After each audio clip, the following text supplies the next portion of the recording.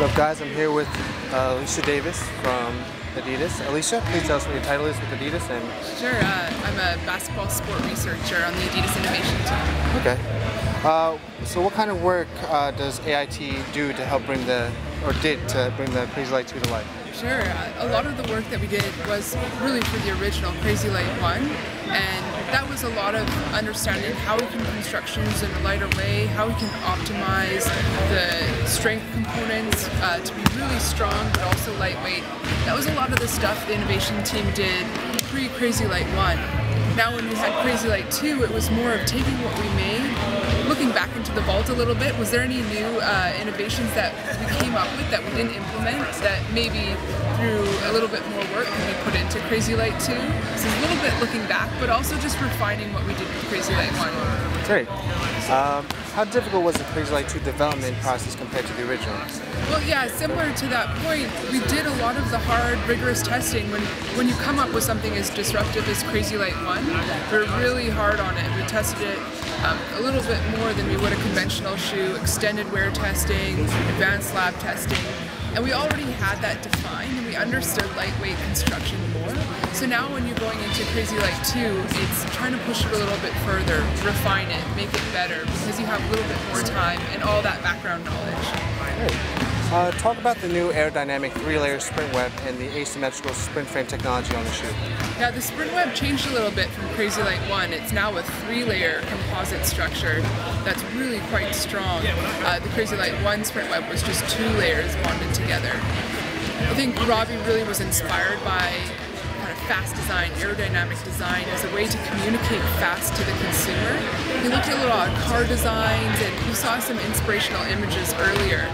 So his goal was really to make it more streamlined. You can tell just even in the forefoot area, Crazy Light 1 had a seam coming down here and it was not as smooth or streamlined as this one is. And I think that's what he was getting at with an aerodynamic upper design.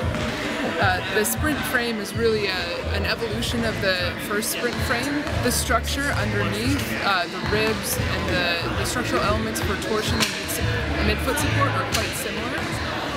What Robbie did was he elongated the lateral side to try and add support, really lock down the rear foot and have that as the starting point for a very supportive shoe.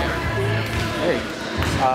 What exactly is the bounce construction used on the Crazy Light 2? Yeah, bounce construction. We use these words internally quite a bit and they make so much sense to us we forget that bounce construction is really an inside term. Okay. You might remember some of the early bounce basketball shoes. Yeah. One of the things that they had was a stitched upper onto the bounce plate. And it was the first time ever that you stitched an upper onto a plate instead of lasting it in a more conventional way.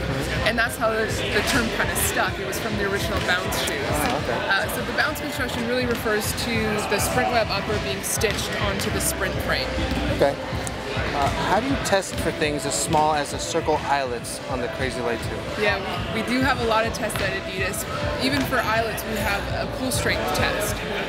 So we can pull up on the eyelets to a certain force and make sure that nothing fails up until that load. And it's to simulate if someone's pulling really hard on their laces, but also when you cut in a shoe, there's a lot of force that goes through the eyelets. And we want to make sure that they're sturdy. So there is a specific test for that. That's insane. Did the MyCoach implementation in the Crazy Light 2 affect the construction or weight in any significant way? It was something you had to consider because it did change the sprint frame, which is the house for the MyCoach pod. And the MyCoach pod has a specific orientation that it's required for accurate data collection. And so Robbie had to consider the placement of it, and then we had to engineer the plate to make sure that it worked, adding this space. The fact is that anytime you add a 3D shape, you're going to add a lot more strength. So it actually created a stronger midfoot than it had without the MyCoach pod. And finally, Crazy Light 3 already in the works? Yeah, it is. It is. Great. Yeah. Okay. It's exciting. Thank you very much, Elysia. Yeah.